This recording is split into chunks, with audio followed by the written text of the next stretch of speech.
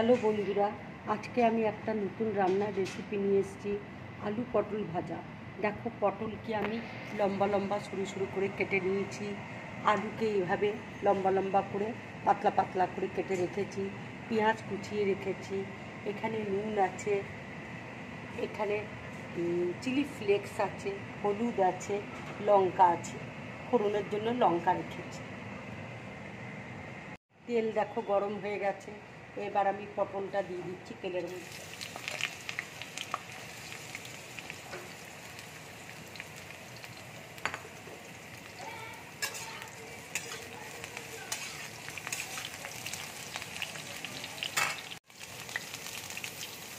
পটলে আমি নুন আর হলুদ দিয়ে দিচ্ছি।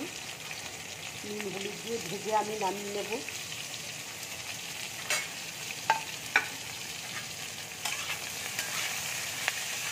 পটলটা দেখো আমার লাল করে ভাজা হয়ে গেছে।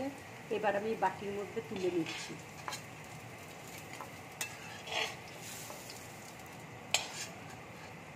যারা নতুন রান্না শিখছো তারা এইভাবে আলু পটল ভাজা করে খাবে, খুব ভালো লাগবে।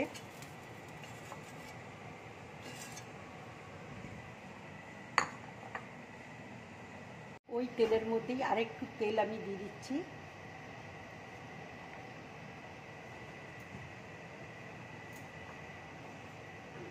তেলটা গরম হয়ে গেলে আমি আলু আর পেঁয়াজ দিয়ে দেবো। তেল দেখো গরম হয়ে গেছে। আমি শুকনো লঙ্কা ফোড়ন দিয়ে দিলাম।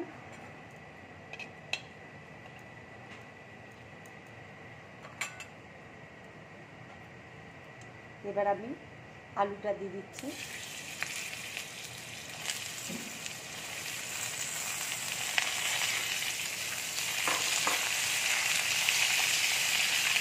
পেঁয়াজটাও দিয়ে দিচ্ছি।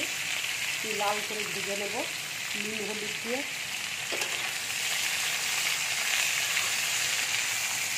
একটু নুন দিয়ে দিচ্ছি, তাহলে আলুটা তাড়াতাড়ি সেদ্ধ হয়ে যাবে।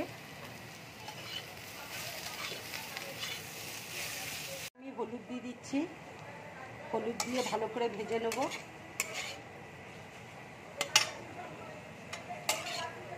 এবার আমি চিলি ফ্লেক্সটা দিয়ে দিচ্ছি। দেখো আমার ভাজাটা হয়ে গেছে। এবার আমি পটলটা দিয়ে দেব। এবার ভাজা পটলটা আছে আমি দিয়ে দিচ্ছি, দিয়ে একটু নেড়ে চেড়ে নামিয়ে নেব। দেখো আমার আলু পেঁয়াজ ভাজাটা হয়ে গেছে। এবার আমি গ্যাসটা অফ করে দিচ্ছি। এবার বাটির মধ্যে নামিয়ে নিচ্ছি।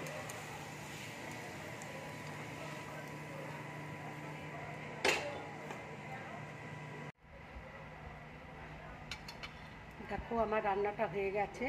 এইভাবে আলু পটল পেঁয়াজ ভাজা করবে, খুব ভালো লাগবে খেতে। যদি আমার রান্নাটা ভালো লাগে লাইক করবে, শেয়ার করবে আর ড্রিম ব্লগ চ্যানেলটাকে সাবস্ক্রাইব করবে। নমস্কার।